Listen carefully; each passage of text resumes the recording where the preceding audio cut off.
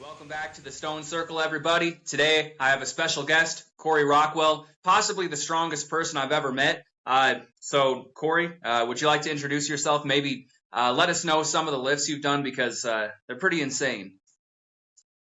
So, a lot of the lifts I've done have been pretty trained, but a lot of my best, like right now, my best squat is 600. But I could, the last time I hit 600 was 2 years ago, and last winter I've done 565 for eight triples. So my max is 600 for all intents and purposes. And then for benching, I've done 440 at 220.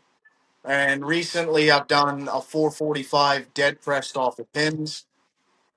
And for deadlift, I've done 700 for three singles. I don't know exactly what my one rep max is, but considering I'm pretty explosive, I'd like to imagine I'm around 750. And for stone lifting purposes, right now my heaviest stone's up in the air. I'm guessing it's around 450 because I couldn't actually get it off the ground to fully weigh it. But my heaviest officials around 196 kilos, or it was like 435 kilo or 435 pounds, give or take. Yeah. So that's you start with the gym lifts, and it's like, yeah, that's pretty strong. But 430 pound stone, that's something else. Yeah. Just talking with you over the years, the first thing that comes to mind is you're kind of the embodiment of what I think of when I think farmer strength. I'm not sure if you actually grew up on a farm or not, but just it seems like strength has been something that's been a part of your life forever. It's almost uh, just part of your upbringing and everything. I remember you talking about carrying these heavy coolers as a young kid and everything. Would you maybe want to talk about where strength started for you and maybe how you got so strong and maybe the importance of strength for young people?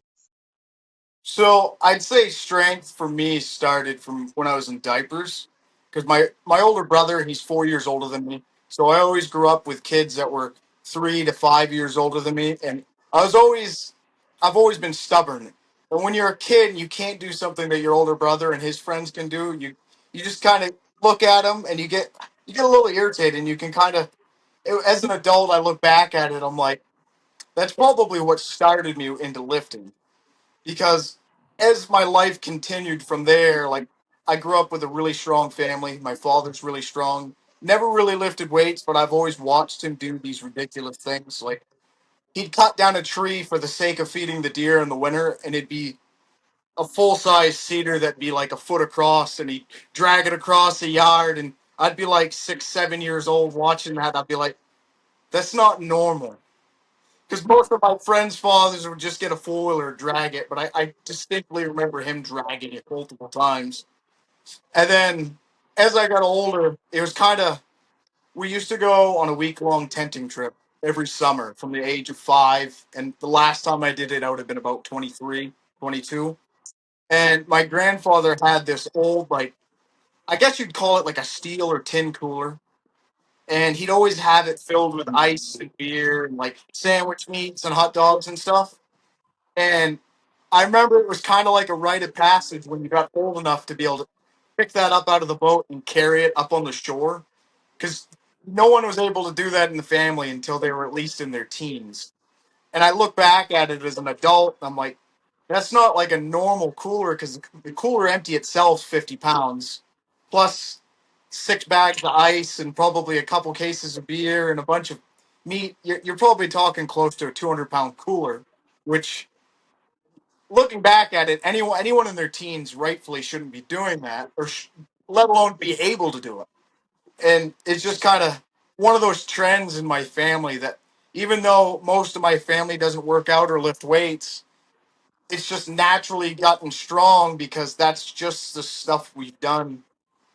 And I think it's because we've done it from such a long age that it just kind of trickled from there, where a lot of the family doesn't need to work out to get stronger because their lifestyle is getting stronger. Yeah. Man, like an old school lumberjack, just dragging the tree through the woods. That's cool. uh, talking with you, it seems like you have you're kind of proud of where you live. It's up in the Northeast. It seems like a beautiful country from what you've shown me. Do you think part of that kind of legacy of strength comes from growing up somewhere that's maybe a bit detached from some of those bigger cities where everything's kind of easy. There are guardrails on every sidewalk, and everything is just made to be convenient. And maybe it's a bit less like that up there. I absolutely, because I you grow up in a town of 700 people, but those 700, half of them kind of go away in the winter and they go to Florida where it's somewhere easier. And I think the lifestyle of the Northeast, particularly once you get within a couple hours off the coast, it just changes to more of a frontier lifestyle, especially if you stay away from some of the bigger, I call them cities, but they're most of the country, they'd be towns. They'd be like 5 to 10,000 people. But for us, in our sake, it's a city because it's got all the big amenities like a Lowe's, a Walmart, and what you call it. But I think I agree where a lot of that, it just kind of comes from necessity. I've got my cat right here. He keeps trying to get in front of the camera. But it just kind of comes from necessity where it's like a lot of the time you're by yourself or you've only got like your surrounding family around you. And if something needs to get done, like you can't just call a company to come and do it for you. You've kind of got to do it yourself. And if you don't, you're just not going to make it. Especially like a lot of the four-wheeler trails are really backcountry. So if you crash, there's going to be no cell service. You're going to have to find a way to get the four-wheeler back upright by yourself. Same for snow sledding. You're going to bury your sled somewhere, and then you get if you don't have cell service, you're not going to have someone to come find you. So you're going to have to tough it up and kind of unbury it and get it out. Yeah, it's like a relic from the past. Because I live pretty close to a city. I've been living in the city for a while, and I remember when I grew up, I was in a small town, I guess what you would consider a city. It was about 10,000 people, and even there, it seemed like we did more of the stuff ourselves. It was just accepted that you just would, even in something that small. And in the city, from what I've seen, it's like no one does anything. Everyone's a specialized person for each individual thing, and there aren't any master of all or jack of all trades kind of people. It seems like you kind of have to be that when you're out there, and that's cool. Yeah, and that's a lot of that kind of stems from necessity. Where like I've had tons of people ask me how I know to do things, and it's in an area like this, no one's having the you don't have the time and you don't have the amount of trades around. He's just gonna do what he wants. Um, but you just kind of have to learn to do these things because you're never gonna be able to afford to have someone come do it for you.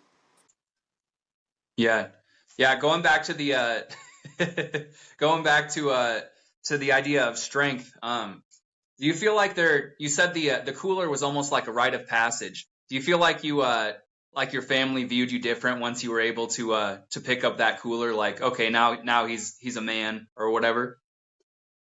Uh, no, not really. But I do remember my grandfather kind of joking that you're not grown until you can lift his cooler out of the boat. And a lot, like, of course, it all came down to him not wanting to move his own cooler out of the boat. But it was just kind of one of those things where it's like, as a kid, you like can't wait to get old enough to be able to do that. And it just kind of, there's many different things I can look back at and think about. Like, we used to go and get sand out of a gravel pit, and we'd fill these big totes full of sand. And I remember my brother being able to lift these totes, and he never worked out or anything, but I think he'd be stronger than I am if he did work out. So it's just kind of one of those things where I've got such a history of it. Yeah, Someone wants attention. yeah.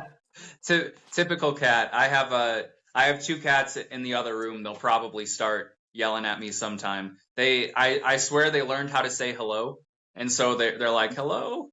They they're like come say hi. Uh, I know yeah, that's why I'm looking leaning back this whole time because I've been like trying to keep his attention with my foot instead of having him jump up in front of the camera. yeah, yeah. I can. I remember there was this one time I had been lifting weights for. I started with calisthenics, but I had been getting into barbell deadlifts. I wasn't that strong yet. I think I was probably in the mid 300s maybe at that point. It was after a couple years of just deadlifting a lot. Um, and I was working at a dog daycare, and there was this other guy who was really tall and he was really lanky, and I think he must have grown up on a farm or something. And there were a couple girls, they were kind of cute. They were up front working reception. We had to move these bags of dog food to the like up the stairs to the upstairs kennel room or whatever. And so there were these two 50-pound bags, and I was like, yeah, I can deadlift mid 300s. I'm gonna pick up two of these 50-pound bags at once, and then I'm gonna carry them all the way up. And I stacked them on top of each other and went to pick it up, and I couldn't even budge it off the ground. And then this tall lanky guy walks up and just throws them onto each shoulder and just walks away. And I just walked away defeated. I know that feeling of wanting to like he can do it, why can't I do it? Yeah, and that's just kind of how my whole life has been. It's like I see someone do something that I can't. I'm like, well, why can't I do it? So I spend a lot of time figuring out how to do it. Yeah. So from a young age, basically doing like loading a cooler that's 200 pounds, like a stone load or something, with this massive cooler. Do you feel like that's kind of where the fascination with odd object lifting started? Because I mean, like I said, you're one of the strongest stone lifters I've ever seen. So how did that start, and how's your odd object lifting journey kind of been? So I think I've always been fascinated with lifting odd objects because even when I first started lifting weights, I've always been strong because when I first started lifting, my first deadlift was over 400. My first bench was like 185 for a couple reps. And I don't even know what my first squat was, but it was around 300. And then I didn't do it again for like a couple years because I'm like, well, I don't like training legs. And I'm like, I don't really see a purpose to this because it's not really, at the time I was playing baseball and I was like, it's just kind of hindering me. Makes the next day at practice pretty brutal. But I think the natural like inclination for me towards odd objects kind of comes from just like the labor while growing up, from doing firewood, lifting heavy pieces of stove wood, and then from going and moving the coolers and the sand totes. And there's just a whole plethora of things that like we used to get pellets, and I'd carry in bags of pellet, like 3 to 5 bags of pellets at a time in middle school. And then I didn't think anything of it. I look back at it now and I'm like, a middle schooler carrying like 160 to 220 pounds of bags is not really normal. But yeah, of, I think my whole life's kind of prepared me towards getting better towards odd object lifting because we've got rock walls at my parents' house that I remember being 5, 6 years old. I'd help him get the rocks off the four wheeler trails to help kind of clean them up, and we'd bring them home and then make rock walls out of them. So there's just kind of these little stepping stones along the way that have, well, today's kind of set me up towards success is for lifting stones and sandbags. And I haven't really trained with sandbags as much as stones, but give me a little bit of time, and I think it's gonna come just as naturally as stones do to me. Yeah, yeah. It's almost like it was a the natural progression of like I said earlier. It's like a lifetime of strength. It's more a lifestyle than anything else. Was there a specific moment when you thought, well, this is going to become the way I train now, or was it more like I want to lift these rocks so that I can be better at just existing where I live because it's just something that's required of me. So it all kind of started when Matus Kieliskowski, they did the stone to shoulder in like 2018, and I just kind of fell right in love with it from then on because even when I first started lifting, I always kind of called it gym strength and real strength because I had a friend that was he was a little weaker than I was on a barbell, but I always felt like he was quite weaker than me as far as realistic strength. Like, and when I was in high school, I could bench like 320 to 340, and I think he topped out around 280.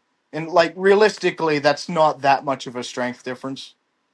But outside of that, I was quite a bit stronger than him. Because I know we used to like tussle, and I always felt like there was just that little bit of a difference where it's like there was some sort of an edge I had, and back then I didn't really understand what it was. And I think now looking back at it, I think a lot of it just comes towards there's more of a realistic strength, and some people might say that's a body weight ratio, but back then I would have weighed about the same. Yeah, yeah, that's that Mateusz video. I've talked to so many people that said that was the thing that got them started with stone lifting. I watched that video and it made me want to go lift stones, you know? Oh, I mean, yeah, absolutely. It's just ridiculous to see a guy that at the time wasn't even the king of stones. The king of stones would have been Tom Stoltman, but that would have been an Atlas stone, which is a totally different ballpark compared to natural stones. You see him. There's everyone is struggling from Brian Shaw to Jerry Pritchett couldn't even move it, but he can deadlift over 1,000 pounds. And then you see Matus, who I don't even think he could deadlift 800 pounds then, which is still very strong. But I think he flipped it to his shoulder 5 times, and there was only one other person to get it once, and it was like a barely did it. Yeah, yeah, it's one of the greatest strength feats that I've ever seen for sure. Oh, absolutely that, and that that is one of the ones that started it. And then there was the Kiwi Stone Man. I think it was Jono McFarlane posted the video on YouTube within the same time period. And you see a guy, I think his name was Regan, and he lifted up to like a 500-pound tombstone onto like a 3 foot barrel. And you could tell the guy he looked like he didn't even lift. And then I go onto the old forums and you find out all he does is train with stones, and he can still deadlift 600 pounds. And at that time, I had been stuck at 600 pounds for God knows how long. I mean, in realistic terms, it wasn't that long. It might have only been like a year or two, but I just kind of felt stuck. So seeing these different forms of strength just kind of opened my eyes, and it really just started a whole trend for me from then on. Yeah, that I've seen that video too. I actually just talked with Andy Crawford, and he said that was the guy that kind of got him started too. Or at least one of the things. If I remember correctly, I think I read on a forum that he said he after lifting stones so much, he actually found deadlifts kind of awkward because it's a different thing. Have you read that too? Oh yeah, I always kind of felt like that, but so in the summers, I rarely deadlift. This summer's been like the first exception in like 3 years. But the last 2 summers, I barely deadlifted, and last summer I didn't deadlift for almost 3 months, and I also lost like 20 to 30 pounds body weight. And my first session back, I think I pulled 665 for 3 singles, and I still would have been good for 700. And after losing 20 to 30 pounds, I was expecting 600 to not move off the ground. And I just kind of found that stones naturally kind of preserved and almost built my strength without even having to train deadlifts.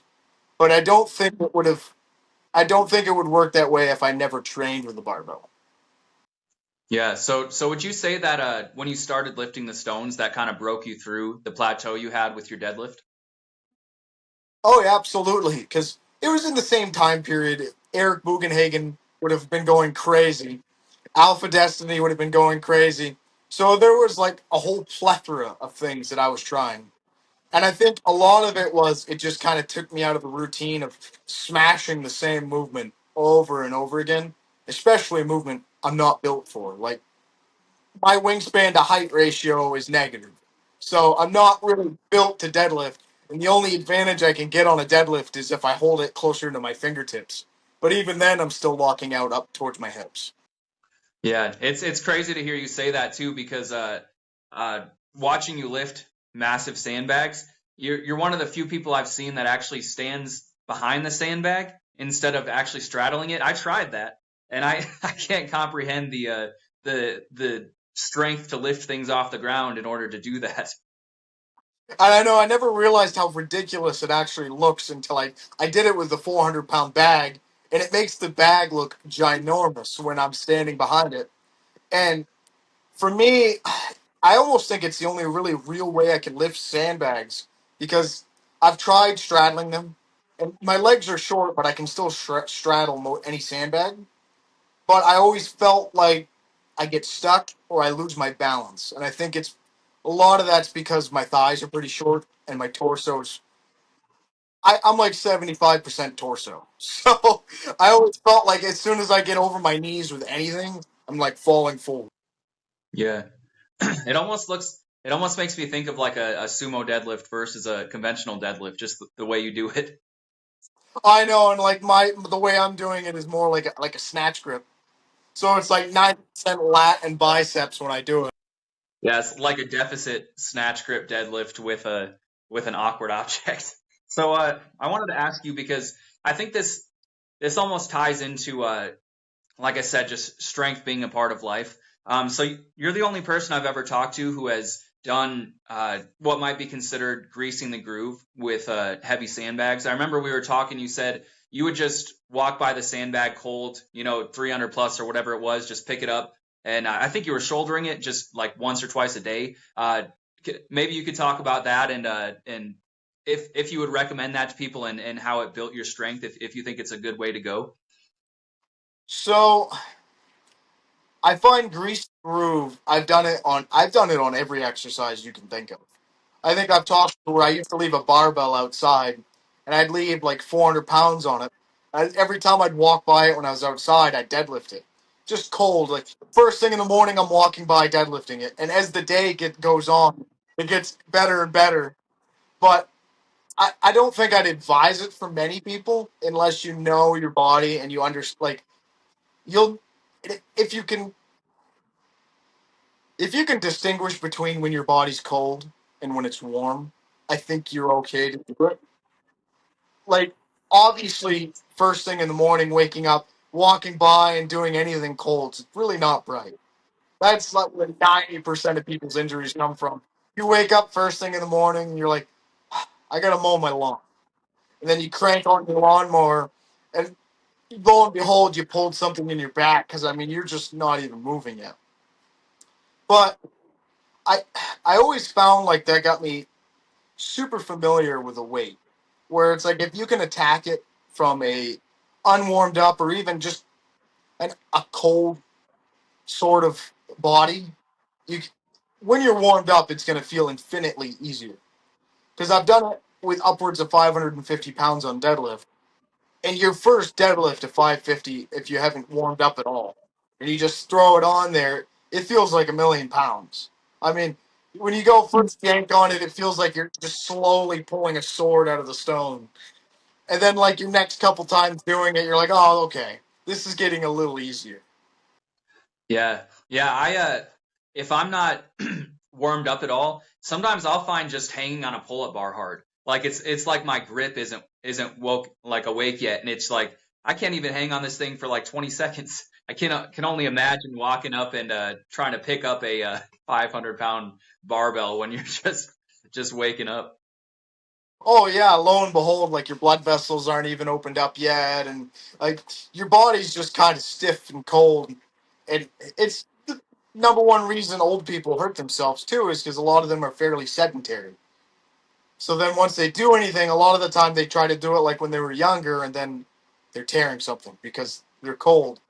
But I think if you're an experienced lifter, I think grease the groove on almost any compound can be a really effective training tool, especially if you're short on time.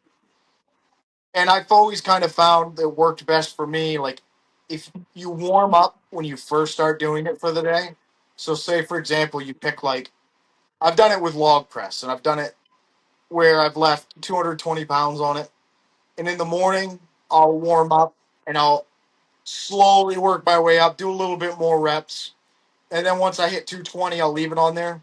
Then every time I'd walk by it, I'd clean it and strict press it.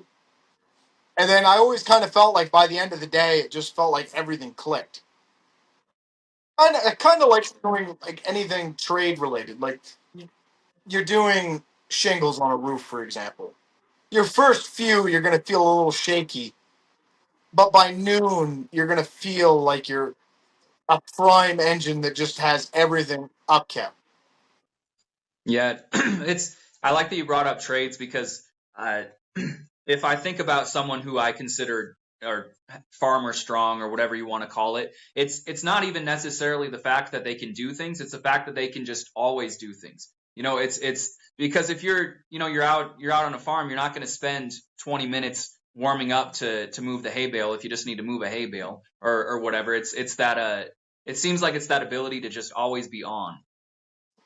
Yeah, and I've always kind of found like that's how I want my training to mirror is I don't like to peak for strength. I like to have my strength slowly increase on everything, which is why I train everything from the Olympic lifts to stone lifting to powerlifting, strongman. I mean, you name it, I've done it. But I just like to be good at every movement because, like you said, you feel like you're always on. Versus like peaking for like a powerlifting. I've never traditionally, I can't say never, but I haven't in the last probably 4 years for a powerlifting movement besides maybe floor pressing and bench press. And I always found like that valley after you peaked, when you lose like 10% of your strength because you've dedicated everything towards getting better at it. It's like you just benched 450, and then all of a sudden now 400's hard. You're like, did I really even gain any strength, or did I just get more familiar with it? Yeah, I like that way of looking at it.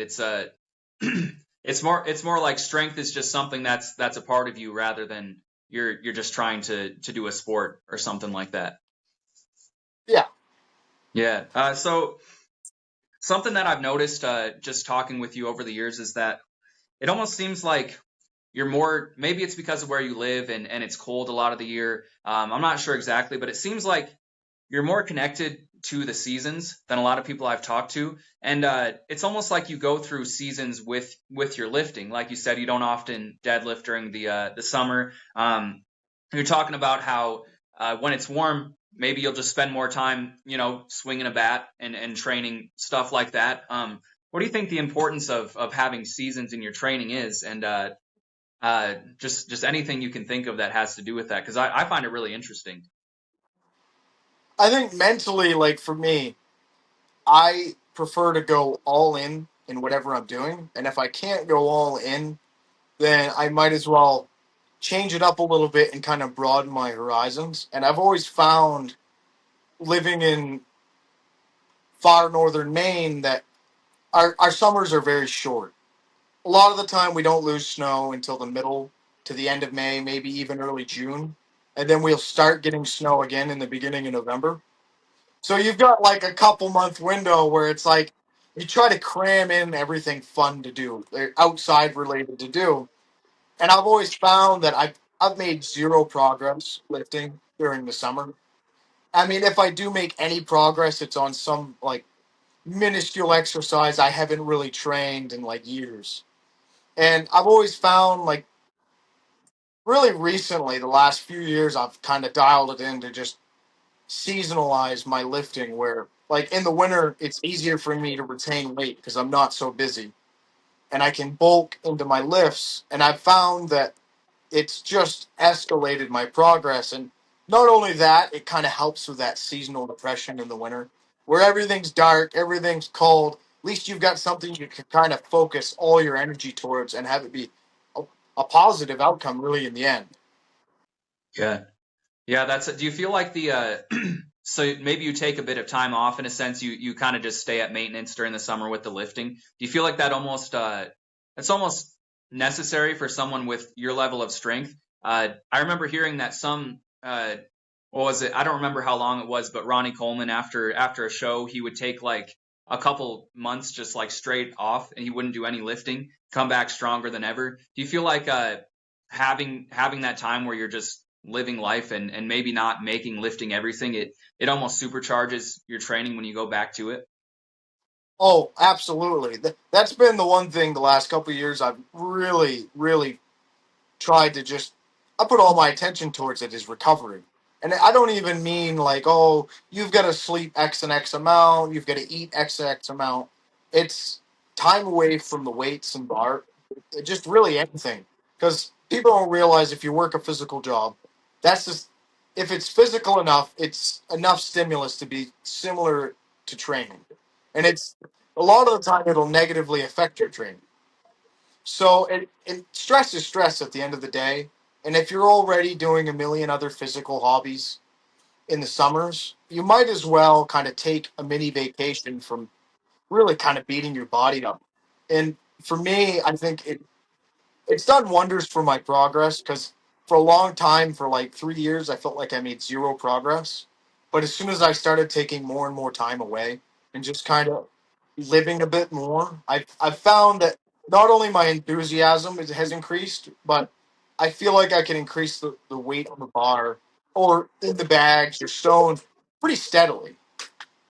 Yeah, I I like that a lot because I've been thinking a lot about this recently, and I think a lot of people get into lifting as a way to enhance their life. It's sort of like, I'll get strong and I'll build the muscles, and then I can go and do the stuff that I've been wanting to do, and I'll be able to enjoy it because I'll feel good about myself. And then we get so caught up in the actual lifting that we never go live. We just spend all of our time doing more lifting. And I like lifting for the sake of itself, but it's something I've been thinking about lately. I was bulking for a while. I was working on all this stuff, and I realized, I felt kind of bad about myself for like 8 months now because I was really lean for a while, and now I'm not. And these strength things that I'm doing are awesome, but I think I kind of want to get lean again. And I maybe it has to do with the seasons, but just the idea of putting the lifting as maybe not the main thing sometimes might be a good idea. Not only that, with bulking's sake, because I mean, I'm the same height as you, but I've been everywhere from 220 to 275 pounds. Bulking is it's just a huge inflammatory process. So you're gonna get weighed down by it by the end. Maybe not even literally, but figuratively, you're gonna get pretty bogged down because your body's just constantly inflamed, constantly digesting food. It's just it's not a well, you look at bears. Bears will gain hundreds of pounds in the fall of every year before hibernation. And they're not anywhere near the same animal that they are in spring and summer where they're like starving. And that's when they're at their most aggressive because well, they're hungry and there's just there's just a whole plethora of things going on. I mean, bears by the time hibernation hits, they're just kind of walking pillows. They're not they're pretty harmless because they're so bloated and just over full. They're ready to take a nap. And that's kind of how I, I time my own bulks that way. Where once I get to the point of my bulks where I just kind of feel sluggish and tired and just ready to take a nap all the time, I just kind of reevaluate and be like, well, I guess it's time to like cut it back a little bit and kind of let my body itself recover. Because you may be eating a lot, but if you're overeating, I don't find your body's recovering very optimally. Yeah, it's almost like I I can't remember what percentage it was, but it was something crazy like 70% of your resources go to digestion when you're eating. So that makes sense. I've never thought about the fact that you might recover less by eating so much just because you have to spend that time digesting the food. Yeah, I think that's why a lot of it now is why we're seeing strongmen, and especially in the pro leagues. They're not the big 450 pound guys anymore. A lot of them are topping out around 400, and they'd be like 6'9", like Tom Stoltman. Not everyone is just built to be like 450, like Thor and Brian. Yeah. Yeah, it's yeah, I just kind of realized I've spent the majority of the last I think I probably went on my first bulk after a couple years of lifting, so it's been about a decade now where I've spent a good majority of the time overweight because I was trying to bulk and everything. And I don't think it was necessary to do a lot of the things that I did. I've pushed my way up to close to 190 like at least 4 times, and it's just unnecessary. And yeah, maybe it's just It's because of funny the the summer, but differences though. The differences are funny is because like me at 190 is frail. Like I've showed you pictures of myself at 180 in high school, and I was just skinny as a board. And I've always kind of laughed where some people say there's no such thing as like different sized and heavy and big bones, and I'm like, you're right.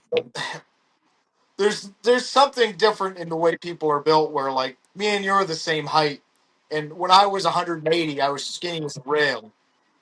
Versus like you were skinny as a rail, probably be like 130. it You know was what I mean? 115. That was where my body wanted to be before I started lifting was 115. Oh yeah. Like and for me, when I started lifting, I had to lose weight just to kind of like feel comfortable with myself enough. Like because I was naturally always going to be over 200 pounds. Yeah. Yeah, it's I think there is something to be said about that. It's almost like I think that my body just wants to be lean. I last year I got pretty shredded. I was like down to almost 150 and I felt the best I had in years. I didn't feel like my hormones dropped or anything like that. It's just where my body wanted to be, and it's the realization that maybe I've been forcing myself to be a bit heavier than my body wants to be, and it leads to me not feeling as good. Oh yeah, and it's oh like mental fatigue is just as important as physical fatigue. And if you're just kind of feeling bogged down all the time, are you really recovering? Because yeah, maybe you might be able to lift like 5% more. But if that it takes you that extra 30% just to get yourself going, is it really worth it? Yeah, yeah. So I wanted to ask you because I know you've talked about this a bit. You do like swinging a bat, doing like t-ball, I think, right? You'll hit the ball off of a stand and stuff like that, and how that actually kind of improved your lifting. I was wondering if maybe you could talk about that specifically, and possibly other activities that you do during that summertime when maybe you're not lifting as much, that maybe you feel like has some hidden benefits that actually enhances your lifting when you come back to it. So to start, before I even get to like the bat training, I think like just movement in general is going to be your bread and butter. That 90% of the reason people are getting hurt and getting just gaining weight is because they're not moving enough. And I think that's going to be the key to success with anything is just staying moving, even if it's just mental health as much as physical health. I've always told people I've known that have struggled with depression, like maybe it's just kind of get out of the house, go and even if you're not hanging out with anyone, just go to the store and just say something as simple to as hi to get to the cashier or whoever you see. But like for my sake, I think for me in the summers is the variety of movements that I do and hobbies that I do have always been a big staple for just improving my health and my longevity with lifting. Like for the bat's sake, it's similar to swinging an axe or a hammer, but in my opinion, it's a little bit more involved than swinging like a sledgehammer because you're not only moving in the horizontal planes, you're moving in the sagittal plane, and you're moving vertically as well. Because when you're stepping forward, you're also dropping your height, and then you're twisting your rear leg, and your obliques are firing. And because it's such a quick and explosive movement, I found it translates very well to your explosiveness with like lifting, sandbags, or really anything you do. And I think naturally I've always been an explosive person, and I've never really been able to pinpoint why. But I always think it kind of comes back towards like swinging the bat or like swinging an axe. And I find that baseball players are naturally a little bit more explosive because it's their sport. You got to be quick. If you have a ball coming at you at 90 miles an hour, you have to have that fast twitch fiber to react to it. And it's kind of like shot putters where they train, everything they do is training to be quick. They're not really training to be strong, but they're training to move something heavy from point A to point B as fast as they can. Yeah, that's something I noticed with your sandbag lifting.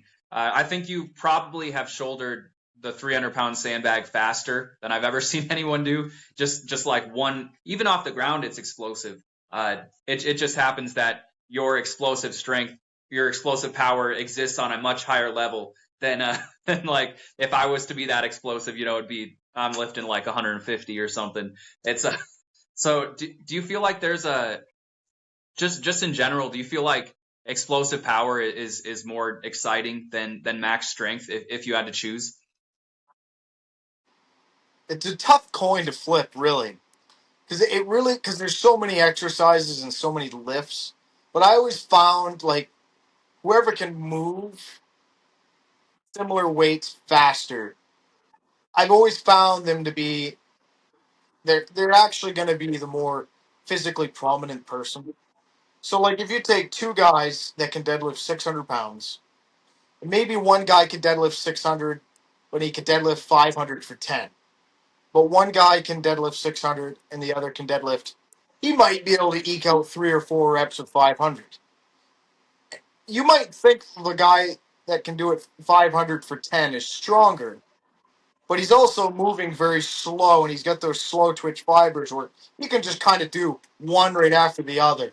And the guy that does 3 reps of 500 but can still pull 100 pounds more, he's way more explosive. You watch his lifting, his first reps with 500 from the floor to the knee, it's like non-existent, and that's how it's always been with myself, where I can get almost any weight off the floor that I want to. It's just once I get above the knee, I'll stall right down, and some would say that's a technique problem, but for me, I've always found that if I go too far the other way, I'm almost weaker. Yeah, it's interesting because I noticed with myself when I was really getting into the sandbag to shoulder, for a long time I could hit that 15 per side mark. That was kind of the point when I'd be like, okay, this is where I'm wearing down. But I noticed that as I got better, it wasn't even necessarily that I got stronger. I just got more explosive with the lift. I'd be done after 5 or 6 attempts per side. And it wasn't even that the weight was heavier. It was just that I was moving it so much faster that it's like it took it out of me, that much sooner. Oh yeah, and I've always found rate of force development to be like kind of a crutch in my training where I don't do a lot of high rep like compounds.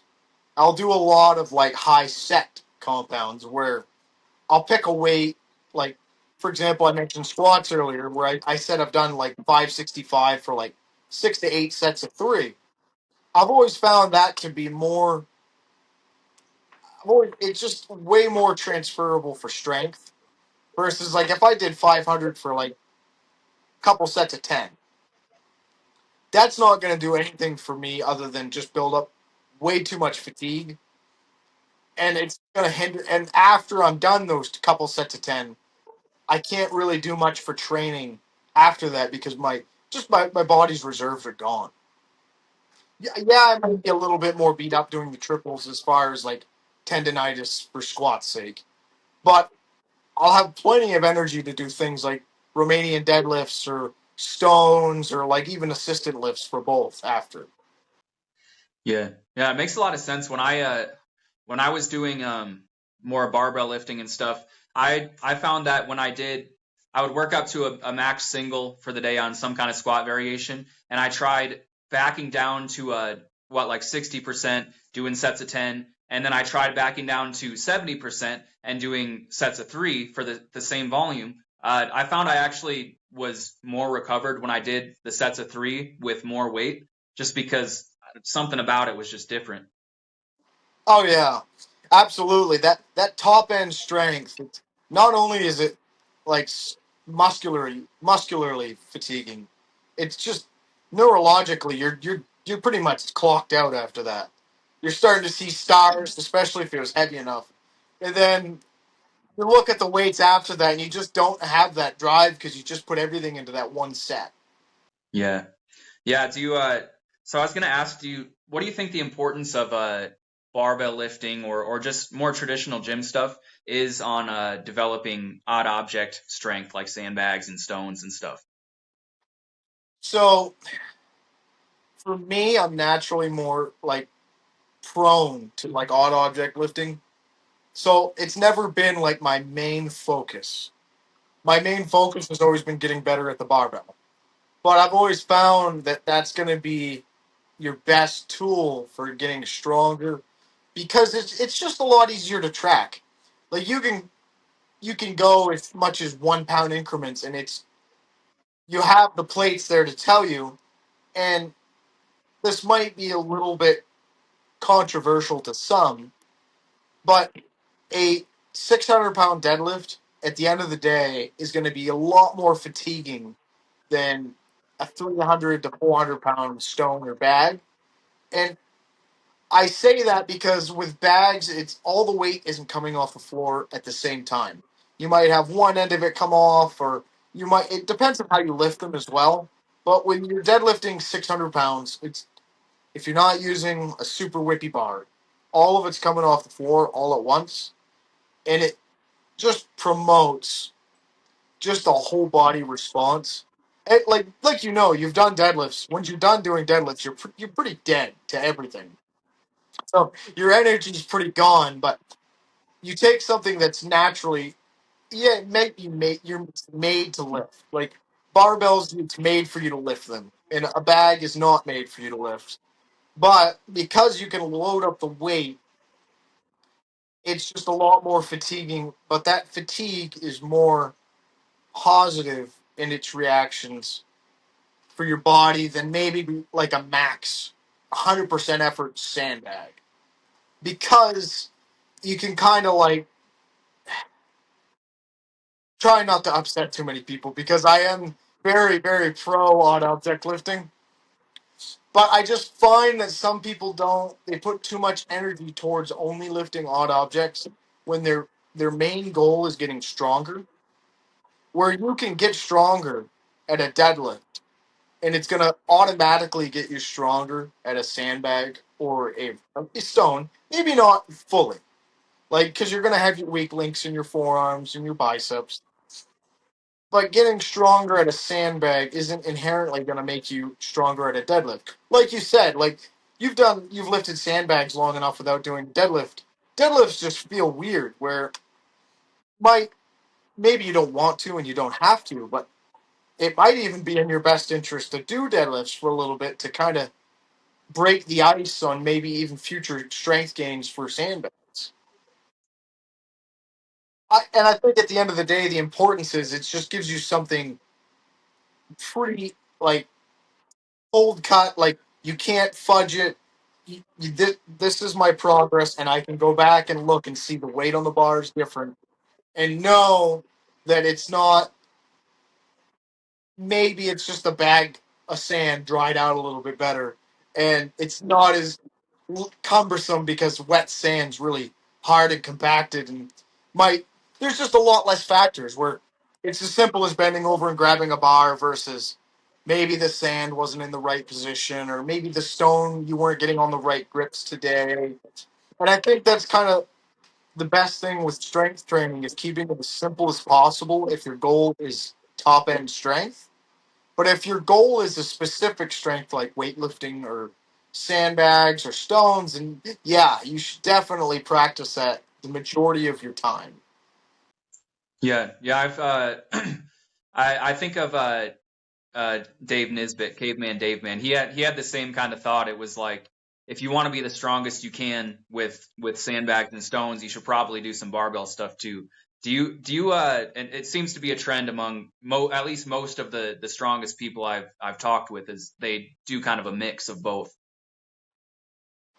Yeah, like I was just saying, I've done everything from the unconventional lifting that Eric Mugenhagen and Alpha Destiny did.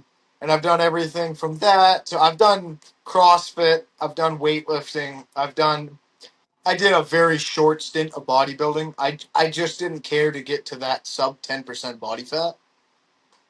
But I've done the bodybuilding style training where you do the typical Arnold bro split and separate your body parts. And like for me, it's just, I can't mentally get prepared to lift like that. It's just not exciting for me to just go and do some monotonous sets of 10 to 15 for the sake of just getting pumped. But I've always found, like I said, variety is kind of the key to everything. Because as soon as something gets stale, you just kind of can't get amped up for it. And if your central nervous system, if it can't get fired up, then it's for strength. You're never ever going to be at your best if your nervous system's not involved. Yeah, I definitely feel that because I've been so hooked on the box squats lately that I know the strength is there to hit a new sandbag to shoulder record, but I don't have that burning desire to get it done, and so I know if I try it, it's probably not going to happen. It's like you have to want it with everything you have to do it. Oh, well, absolutely. I mean, your progress when you're doing those box squats was ridiculous.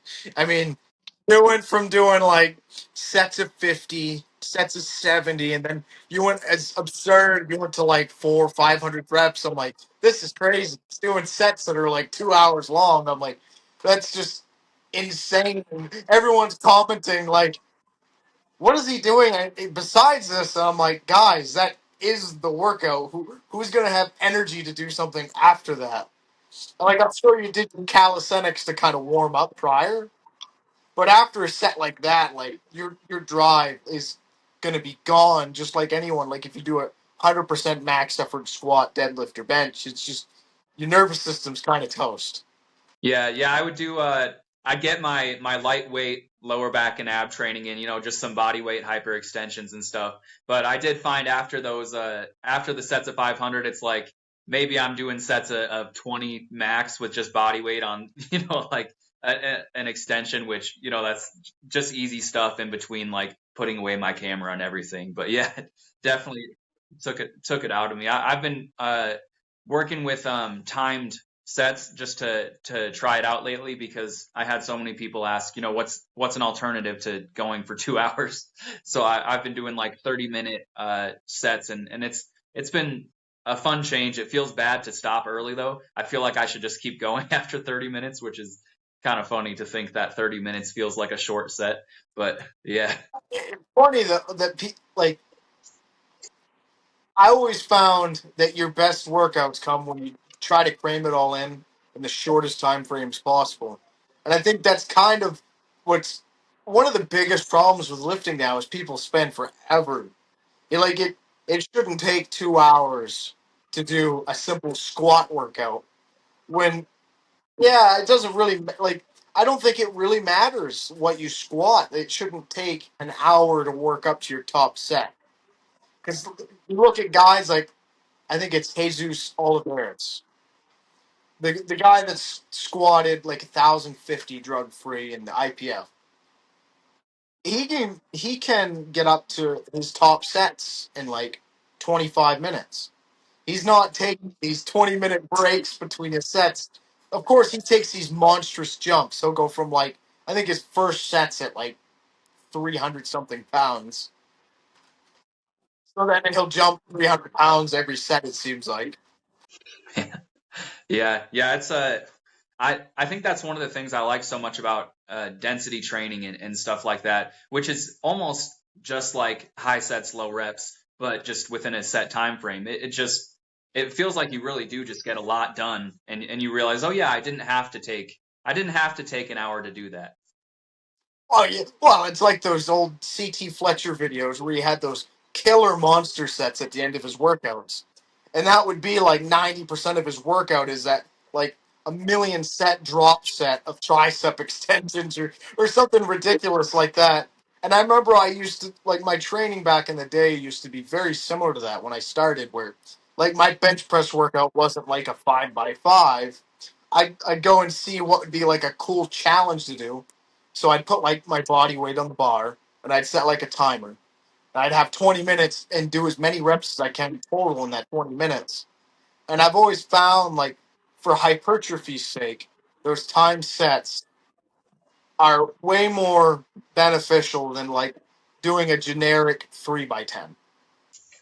Yeah, it's you get if you take into consideration the idea of effective reps, it's going to be so many more if because you're just basically right on the edge of failure for the last 15 minutes of that, and you just keep going, and that's what I like about the calisthenic circuits that I've been doing. I still have people come on and say, this is terrible for building muscle and all this stuff, and it's just try it, you're after the first round, you're basically every set is just, maybe you could do two more reps, but you're just right there at failure. It's like constant high quality reps just over and over. It just happens to have that conditioning component to it. So people assume it doesn't work, but it's it's all high quality work. When people don't realize how difficult it is, like, I'm a huge proponent of every minute on the minute training, and I'll do it with singles. Like, I've had people do that because they've seen me do, like, I've done a 300-pound log and I did 10 minutes. Every minute I would do a single. And it looks hard. And everyone's like, oh, well, there's no way you did 10 reps. And I'm like, if I only record my last one and it looks difficult, you got to realize in 10 minutes I've done 9 other of those. And most people will rest 10 minutes between their sets. And it's just not easy. People think it's easy to, like, oh, it's only 60 seconds rest, but, like, I've done it with sandbags too, and arguably it's even harder with sandbags if you're doing within 90% of what you're capable of.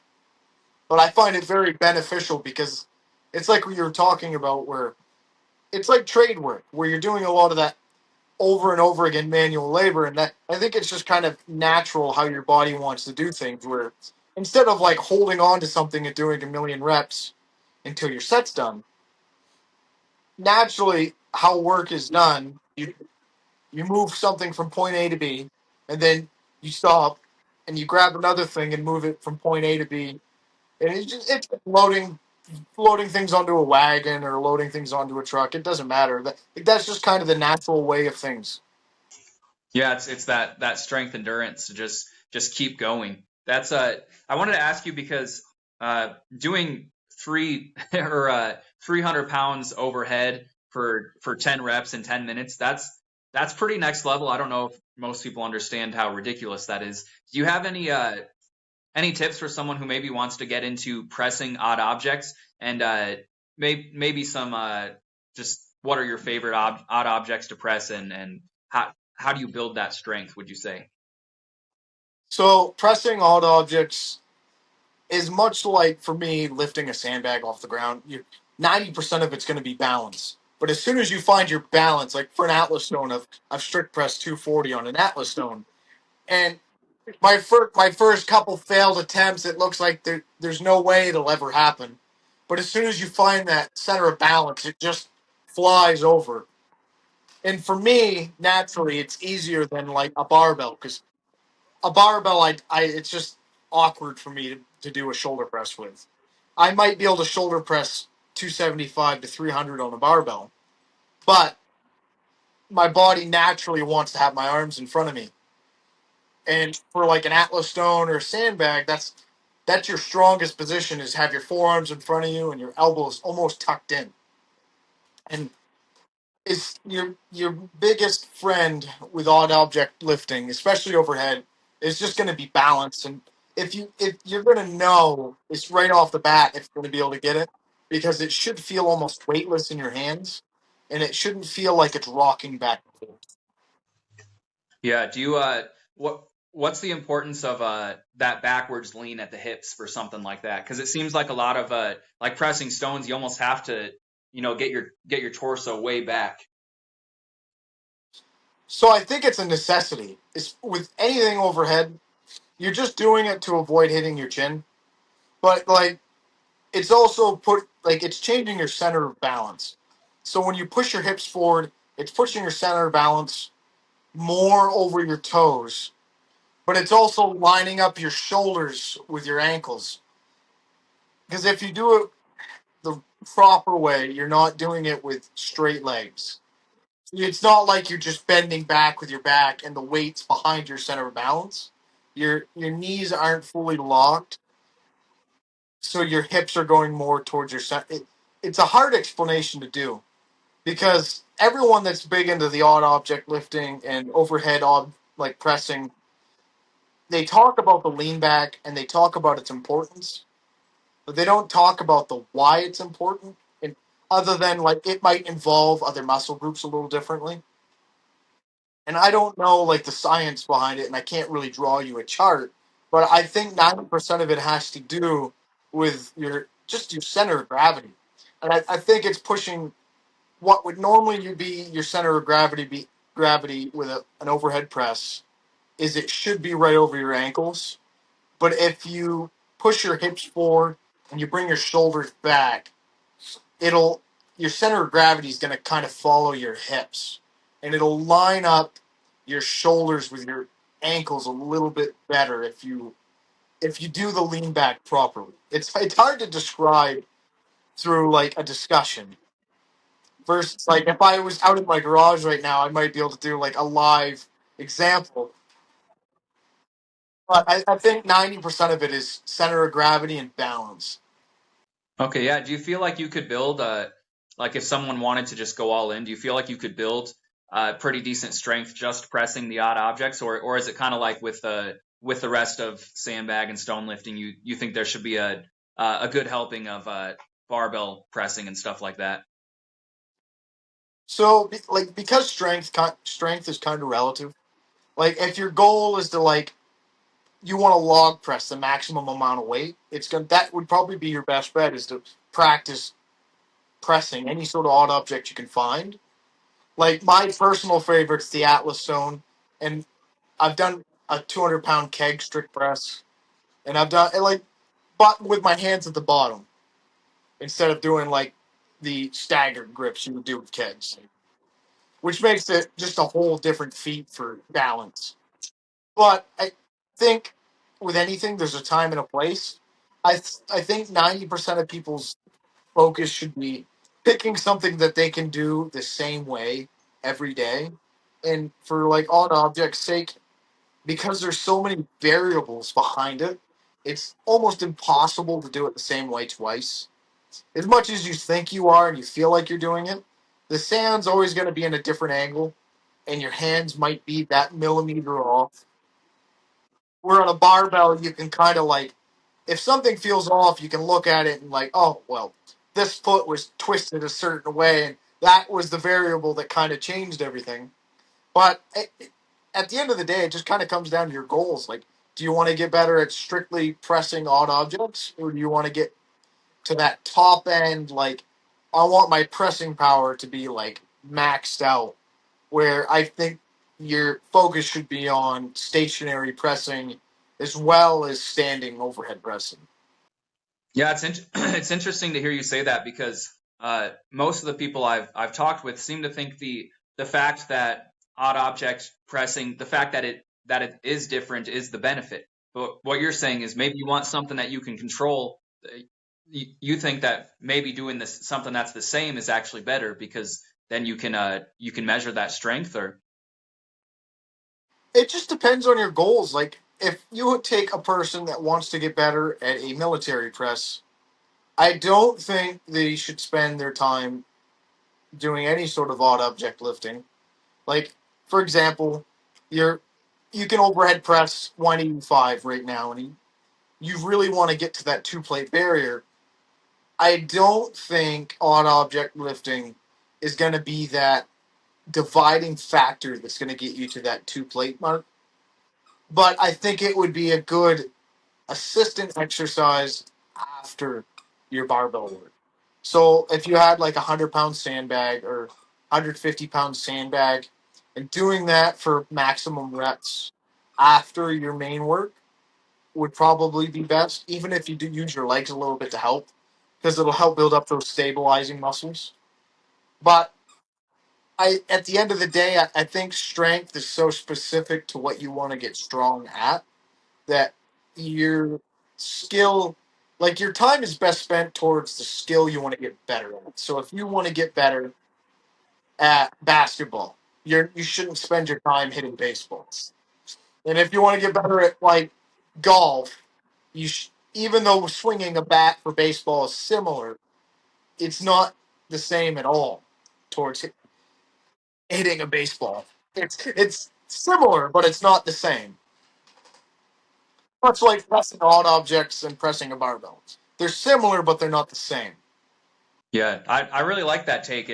It's I've never thought of it that way. You know that maybe having. I mean, I've thought of specificity, but the idea that the fact that a barbell isn't shifting on you might actually be a superior option. That's cool. It makes me think. You know, because I just haven't thought of it that way. Well, I mean, it's like you look at guys like Iron Bibby and Andrew Richards. There's just two monsters of people for overhead press. They can both strict press over 500 pounds. And odd object lifting for them, they wouldn't do squat. One, they couldn't even get in the right position because their arms were just too big.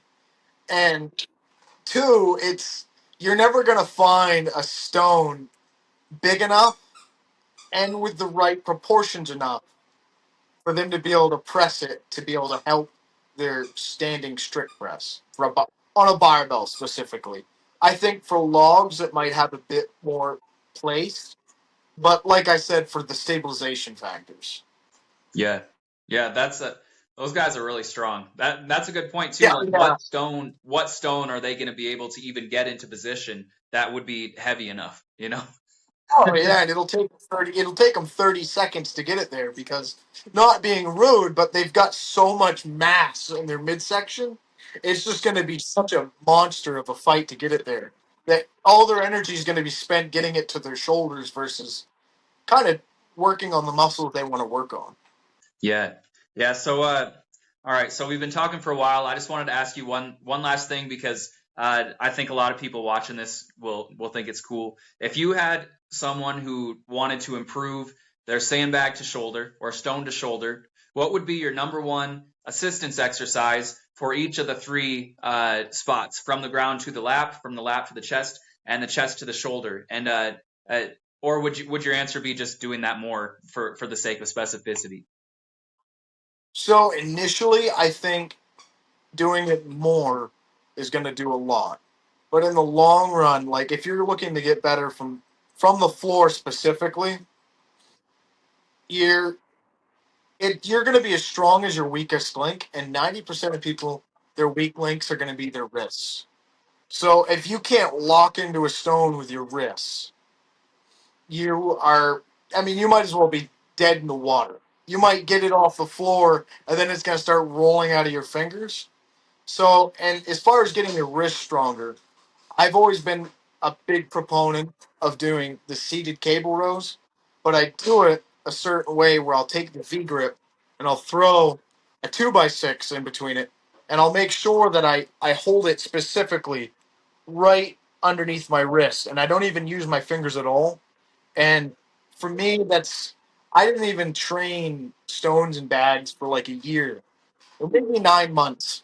And like this year, I just lifted that 450-pound stone, and off the ground there was no hesitation. The hardest part really was rolling it onto my knees, and I think for me that's I think would be your best bet is getting stronger up the floor is increasing your wrist strength, but I also think increasing your rowing power is like 90% of it as well once your hands and wrists are strong enough because it's because they're not a deadlift.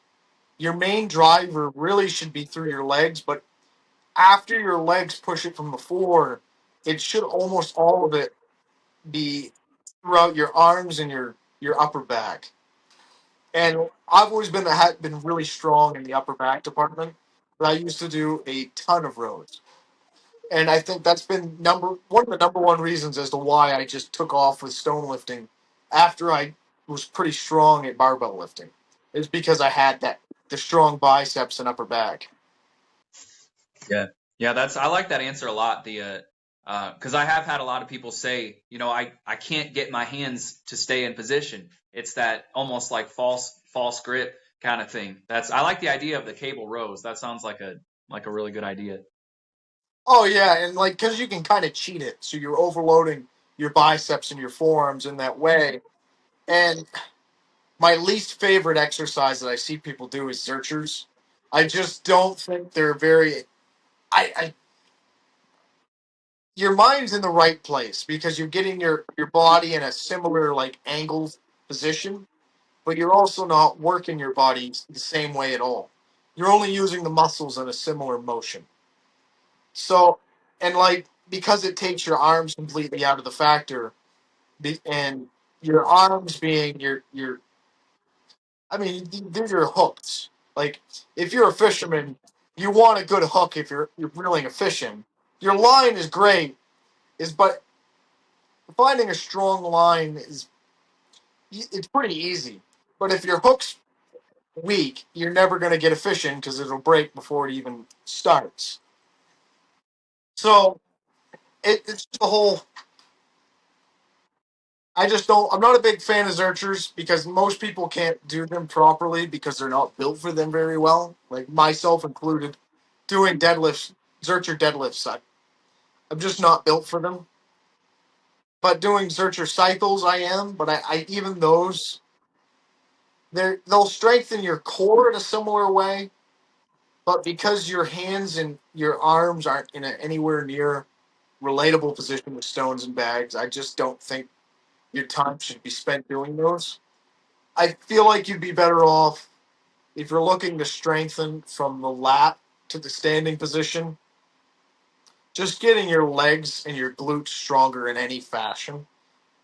And my number one lift for that would be the front squat, just because it's you're targeting your thoracic spine and your quads and your glutes in your most advantageous position for stone lifting because you're doing it in the most upright position and you're fighting to get to that coiled back position like you would be in a stone lifting.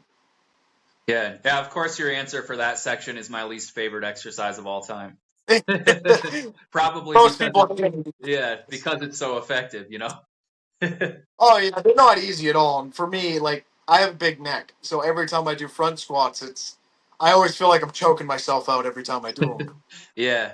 Yeah. So the what about the section, say someone always gets caught with the sandbag on their chest and they can't seem to move it to that last little position onto their shoulder. Do you have any recommendations for how to improve that strength?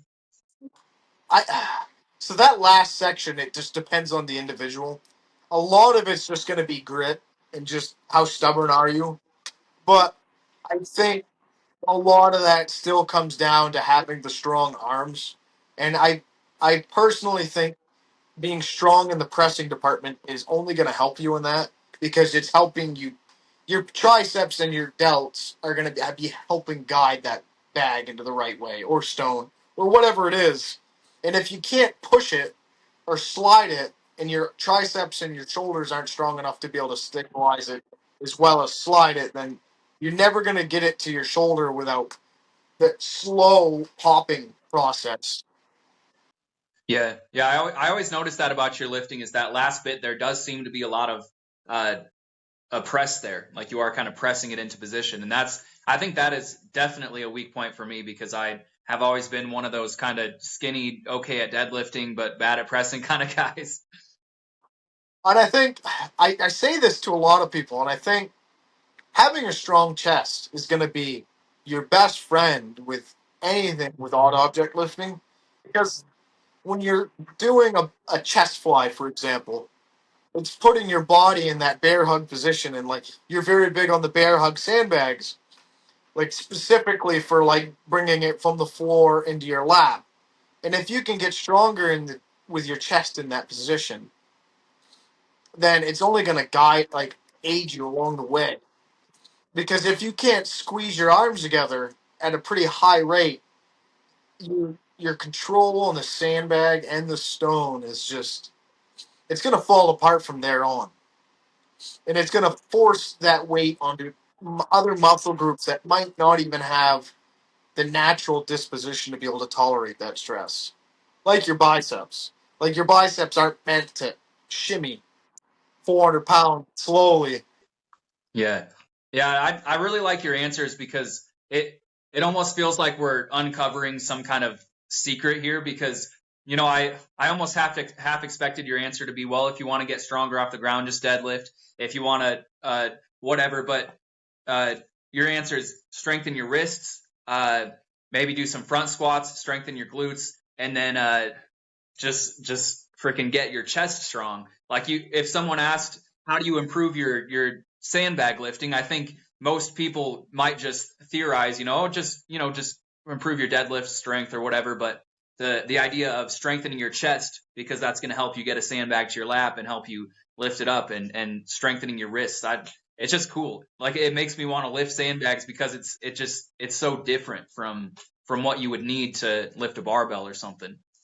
Oh yeah, absolutely. Like a deadlift would absolutely help you off the floor, but it's not going to be as effective as you would think because it just comes down to balance and center of gravity. Like a barbell is going to be right up against your shins, and depending how you lift a sandbag, it might be in between your legs, or it might be way out in front of you, like the way I do it. Where, like for my case, a deadlift's going to fix my sandbag no matter what I do, just because I lift with the sandbag out in front of me like a snatch grip.